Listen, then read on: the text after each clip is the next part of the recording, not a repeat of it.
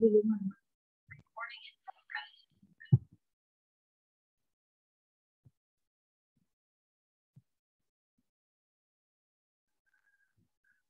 Selamat pagi, Bu Ros dan juga teman-teman sekalian. Kami dari kelompok 6 ingin menjelaskan tentang studi perpustakaan. Saya, Lauren Virginia, NRT 161 301 9009 dan juga teman saya NRT 1613019017.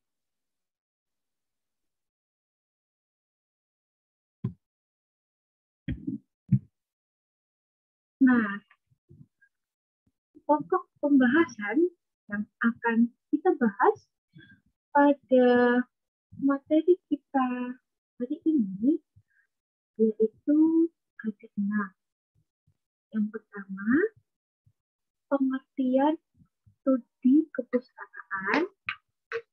Yang kedua, ciri utama studi kepustakaan. Yang ketiga, sumber data studi kepustakaan. Yang keempat, prosedur pembuatan studi kepustakaan. Yang kelima, teknik pengumpulan data studi kepustakaan. Dan juga yang terakhir atau yang keenam, yaitu pengumpulan data studi perpustakaan. Nah, kita mulai dari pokok pembahasan kita yang pertama, yaitu pengertian studi kepustakaan. Studi pustaka merupakan suatu studi yang digunakan dalam mengumpulkan informasi dan data dengan bantuan berbagai macam material yang ada di perpustakaan, seperti dokumen, buku, majalah, dan juga kisah-kisah sejarah.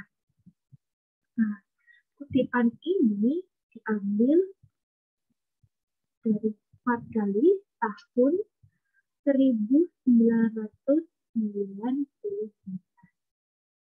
Nah, di sini jadi maksudnya itu suatu studi yang digunakan dalam mengumpulkan informasi dan data.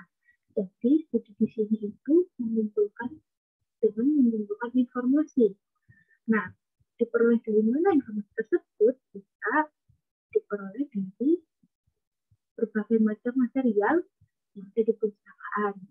Di perpustakaan itu ada dokumen, ada buku, majalah, sejarah.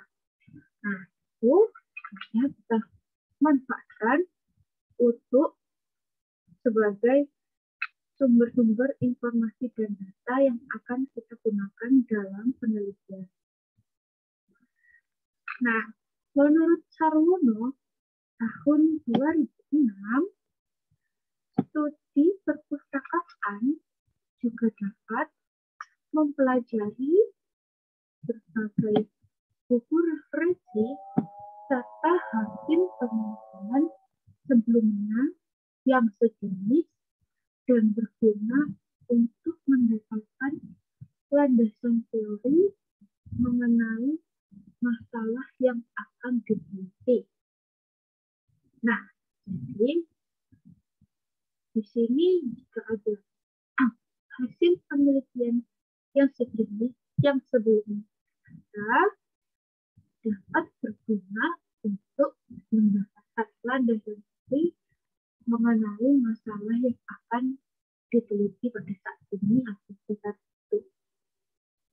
Lalu menurut Nasir, pada tahun 1988,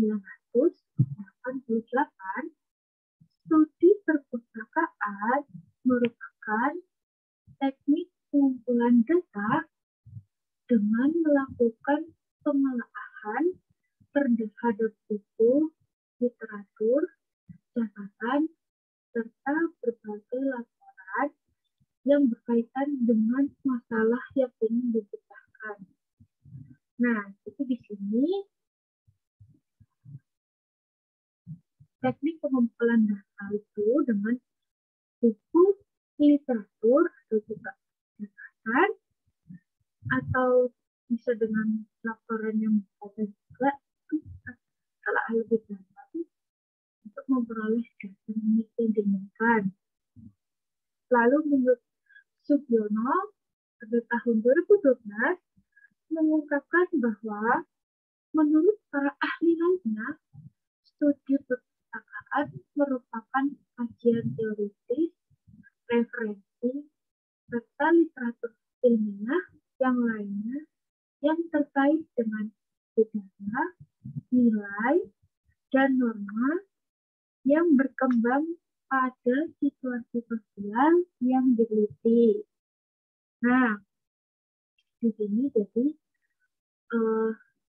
studi perpustakaan itu merupakan referensi yang terkait dengan budaya, nilai, norma.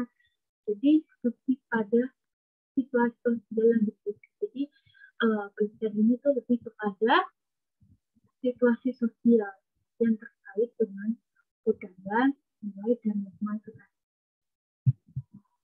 Lalu yang berikutnya saya akan menjelaskan tentang ciri utama studi perpustakaan.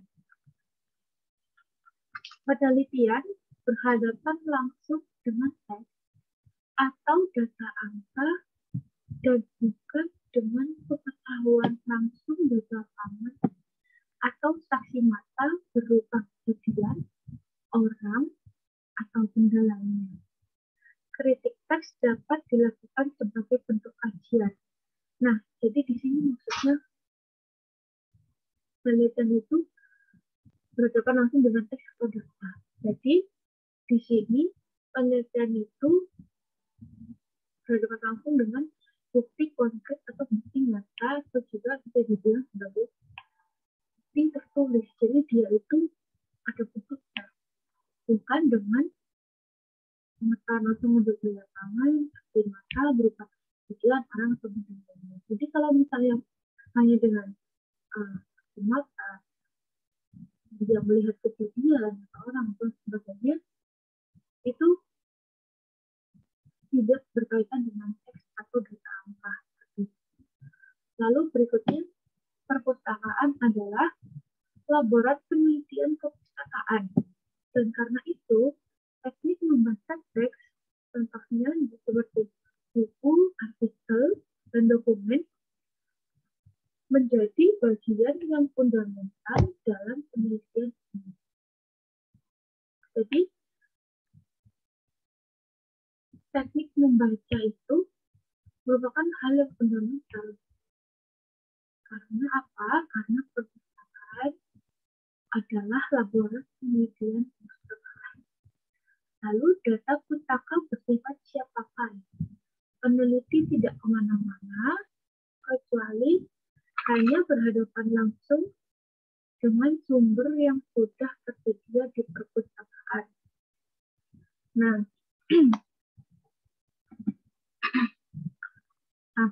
di sini jadi peneliti itu hanya berdasarkan sumber-sumber yang telah ia dapat atau yang telah ia kumpulkan sebelumnya. Jadi peneliti tidak mencari hal lagi kemana-mana karena sudah ada sumber data yang ia sudah kumpulkan sebelumnya seperti itu. Lalu kondisi data pustaka tidak dibatasi oleh ruang dan waktu. Penelitian berhadapan dengan info statis, artinya tidak akan berubah karena sudah merupakan data mati yang tersimpan dalam rekaman tertulis. Nah, contohnya di sini teks, angka, gambar, dan rekaman video. Jadi di sini data tersebut merupakan data mati karena apa? Contohnya teks, angka, gambar atau rekaman video itu kan tidak bisa berubah lagi. Jadi maka disebut data mati karena apa? Karena dia sudah tidak akan berubah lagi dan juga tersimpan dalam rekaman tertulis. Seperti itu. Nah, berikutnya saya akan menjelaskan tentang sumber data studi kepustakaan. Sumber data sifat kepustakaan atau berasal dari berbagai literatur. Di antaranya yaitu ada buku, jurnal, surat kabar, dokumen pribadi, dan lain sebagainya. Sumber data perpustakaan bisa dibedakan menjadi dua. Antara lain, yang pertama adalah sumber primer dan juga yang kedua adalah sumber sekunder. Nah, sumber primer adalah sumber data pokok yang langsung dikumpulkan oleh peneliti dari objek penelitian, yaitu buku, artikel yang menjadi objek dalam penelitian tersebut. Jadi sumber primer ini adalah sumber pokok yang peneliti itu kumpulkan langsung. Ya, berupa apa? Buku dan artikel yang menjadi objek dalam penelitian tersebut. Nah, lalu sumber sekunder yaitu sumber data tambahan yang menurut penelitian menunjang data pokok. Itu buku artikel berperan sebagai pendukung buku dan artikel primer untuk menguatkan konsep yang ada di dalam buku atau artikel primer. Jadi di sini sumber primer itu merupakan sumber pokoknya. Lalu sumber sekunder ini adalah sumber tambahan untuk memperkuat atau memperjelas hal yang ada pada sumber data pokok atau sumber primer. Lalu selanjutnya akan dijelaskan oleh teman saya.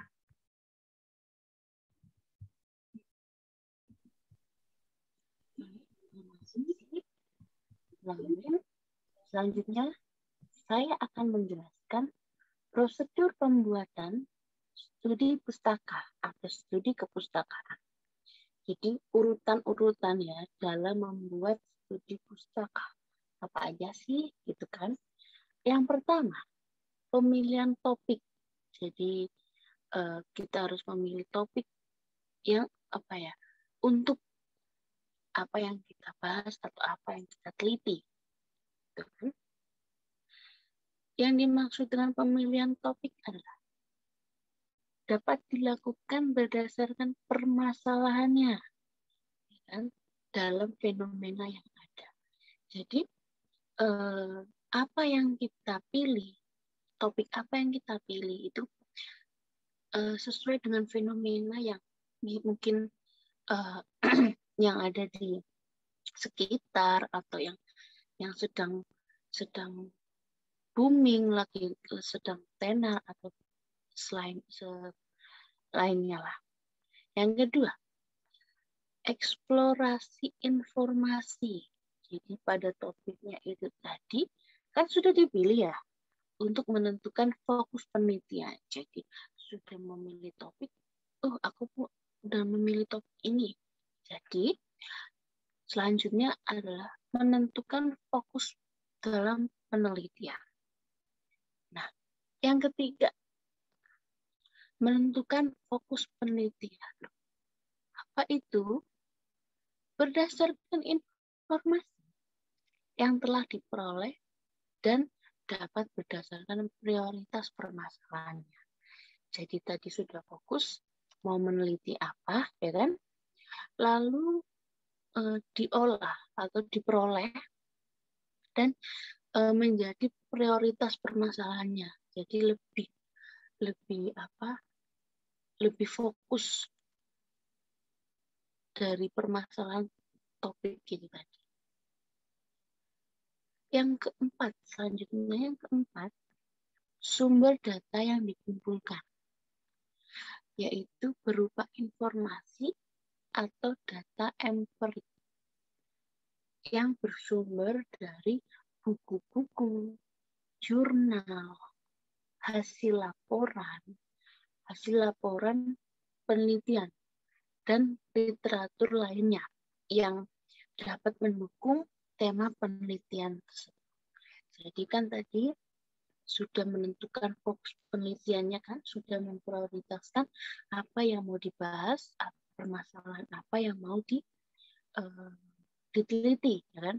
Nah, untuk lebih mendukung, lebih fokus lagi itu memerlukan sumber data. Nah, sumber data ini harus dikumpulkan. Apa aja sih sumber data itu? Seperti buku-buku, jurnal, terus mungkin hasil laporan mungkin di sekitar, atau artikel-artikel yang membahas permasalahan yang peneliti pilih, ya kan? Jadi mendukung tema apa yang si peneliti ini pilih, gitu kan? Nah, yang selanjutnya membaca sumber.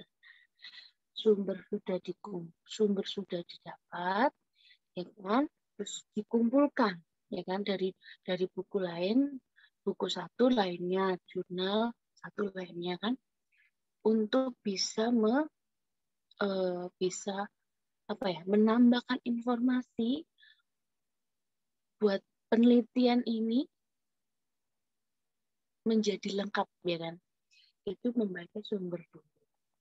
Nah, membaca sumber, kepustakaan merupakan sebuah kegiatan perburuan yang menuntut keterlibatan pembaca yang harus menggali secara mendalam. Nah, jadi peneliti ini untuk mau meneliti suatu permasalahan atau suatu topik itu harus membaca sumber. Ya, sumber tadi ya, buku-buku, jurnal, dan artikel. Itu pembaca itu harus menggali apaan sih gitu, menggali informasi yang baru, gitu, lebih mendalam lagi dalam bahan bacaan yang mungkin akan menemukan ide-ide baru, ya kan, kayak yaitu ide-ide baru, terus informasi baru untuk mendukung judul penelitian yang si peneliti ini pilih, gitu. Yang keenam, membuat catatan. Nah, habis membaca sumber, selanjutnya membuat catatan. Pada penelitian dikatakan tahap yang paling penting. Nah, membuat catatan. Tadi kan sudah membaca sumber, sudah membaca bla bla bla, pastikan menemukan ide baru, informasi baru. Setelah itu membuat catatan. Apa sih ide baru itu, ya kan? Lalu apa sih yang nanti ke depannya mau dikembangkan, ya kan? Ini tahap yang paling penting dan merupakan puncak dalam keseluruhan pada rangkaian penelitian. Jadi seperti membuat catatan itu seperti poin-poin yang si peneliti ini dapat dari membaca sumber tadi. Nah, selanjutnya sudah membuat catatan, selanjutnya mengelola catatan. Jadi tadi sudah menulis catatan, ya kan? Poin 1, poin 2, poin 3. Nah, ini mengelola catatan lagi, yaitu pada penelitian semua sumber yang telah dibaca tadi kemudian diolah. Nah, sudah dibaca, ya toh, terus diolah itu poin-poinnya itu, terus dianalisis untuk mendapatkan suatu kesimpulan yang disusun dalam bentuk laporan penelitian. Jadi mengelola catatan ini lebih menjelaskan sih poin-poin yang sudah dipilih peneliti tadi dari membaca sumber, terus membuat catatan dan mengelola catatan. Nah, yang terakhir ini penyusunan laporan. Jadi sesuai dengan sistematikan penulisan yang berlaku. Jadi ini tahap terakhir ya, penyusunan laporan tadi sudah diolah catatannya dalam bentuk laporan penelitian. Nah, sehingga menjadi studi pustaka atau studi kepustakaan.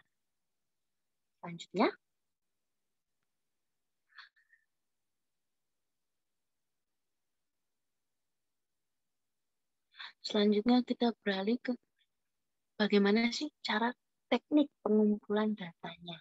Nah, ini ada 3 penelitian teknik pengumpulan data itu. Yang pertama, editing. Pemeriksaan kembali data yang diperoleh, terutama dari segi kelengkapan, kejelasan pada maknanya, dan keselarasan makna antara satu dengan lainnya. Nah, pengumpulan data. Jadi, peneliti harus lebih memeriksa kembali, gitu. Memeriksa kembali data-data ini untuk mendukung apa sih yang si peneliti ini pilih tadi, ya toh. Terus dari sisi kelengkapan data, kelengkapan data dari sumber-sumber lain, terus kejelasannya pada poin-poin tadi, terus keselarasan makna. Jadi itu setiap poin-poin pasti ada makna. Setiap yang membuat catatan tadi itu pasti ada makna satu persatu dengan yang lainnya, ya kan? Yang kedua, organizing. Mengorganisir data yang diperoleh dengan kerangka yang sudah diperlukan. Jadi lebih diorganisir lagi, gitu kan. Selanjutnya, finding. Apa isi itu finding? Melakukan analisis lanjutan terhadap hasil perorganisasian data dengan menggunakan kaidah-kaidah, teori, dan metode yang telah ditentukan sehingga ditemukan kesimpulan yang merupakan hasil jawaban dari rumusan masalah. Jadi peneliti ini kan sudah menentukan ya topiknya, judulnya, rumusan masalahnya, ya kan, sudah mengorganisir data-data, sudah memeriksa data-data dengan lengkap, jelas, dan kesalahan yang sesuai makna. Nah, ini finding ini lebih menambahkan teori-teori yang ada.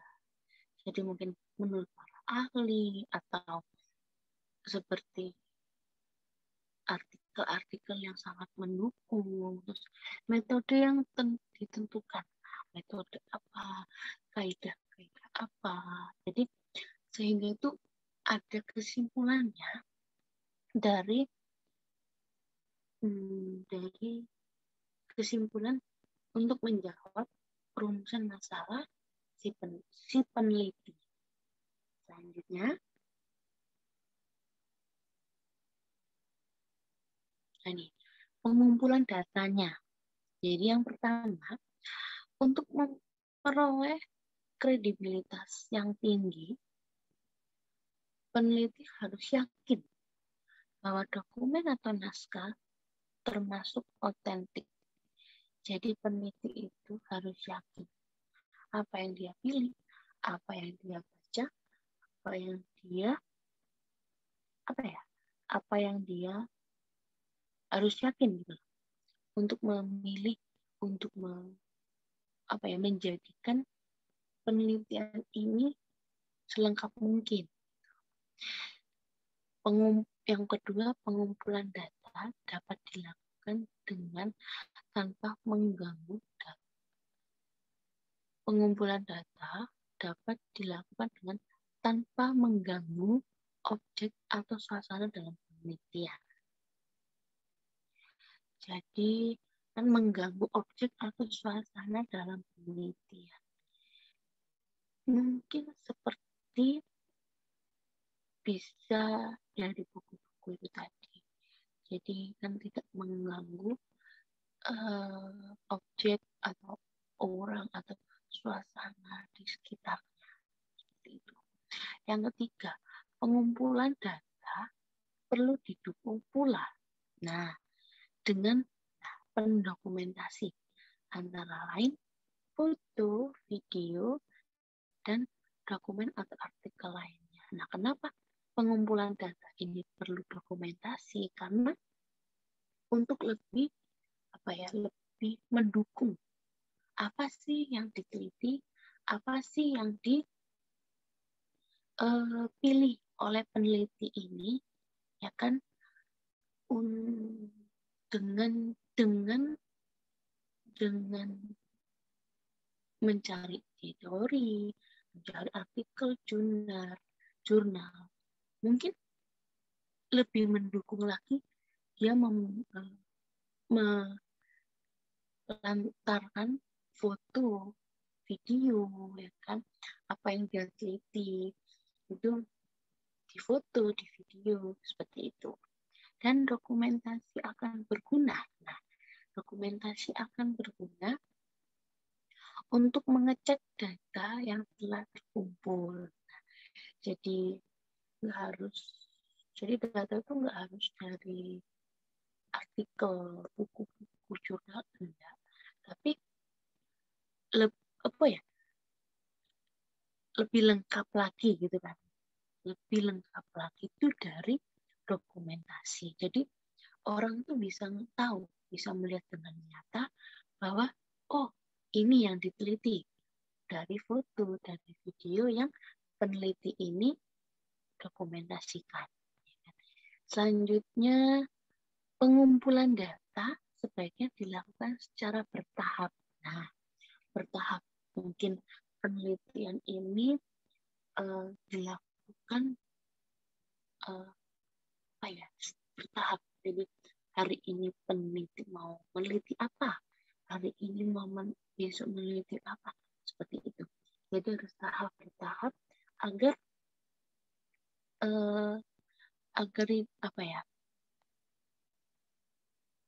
agar data ini menjadi runtut, jelas, dan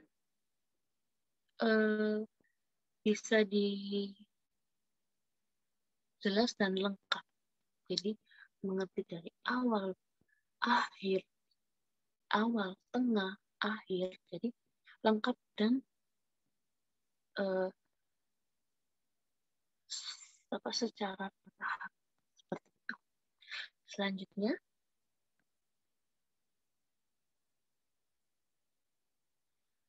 nah, kesimpulannya pada pagi hari ini, materi studi kepustakaan atau studi pustaka itu apa sih yang digunakan dalam studi pustaka itu adalah mengumpulkan informasi dan data dari informasi di sekitar atau data-data dari buku, artikel, seperti itu ya, dengan bantuan berbagai macam materi yang ada di perpustakaan. Nah, seperti dokumen, buku, majalah, kisah-kisah sejarah. Menurut para ahli lain, studi perpustakaan itu merupakan kajian teoritis, referensi, serta literatur ilmiah lainnya yang terkait dengan budaya, nilai, dan norma yang berkembang pada situasi sosial yang diteliti. Sumber datanya perpustakaan itu dapat dibedakan menjadi dua, yaitu sumber primer dan sekunder, yang tadi teman saya jelaskan ya. Dan selanjutnya dalam pembuatan studi pustaka, ya kan? Ada 8 prosedur yang sudah tadi saya jelaskan juga.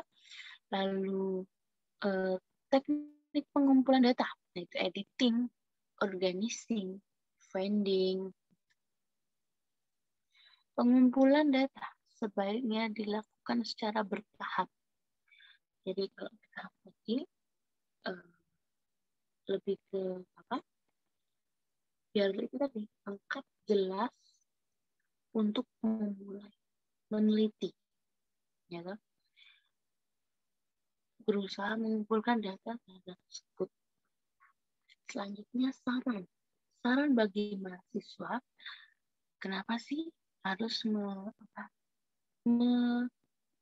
mempelajari dan memahami tentang studi pustaka, yaitu pengertiannya, ciri utama, terus ciri utama dalam suatu studi kepustakaan ya, terus teknik pengumpulan data yang studi perpustakaan dan lainnya, supaya apa? Memudahkan mahasiswa dalam penelitian yang akan dilakukan mahasiswa, dalam penelitian yang mahasiswa ini pilih. Tadi pilih topik, pilih judul, terus menentukan rumusan masalah dan menemukan jawaban untuk rumusan masalah tersebut. Nah, baik. Sekian presentasi dari kelompok kami, kelompok 6. Jika ada yang ditanyakan, silakan bertanya. Terima kasih.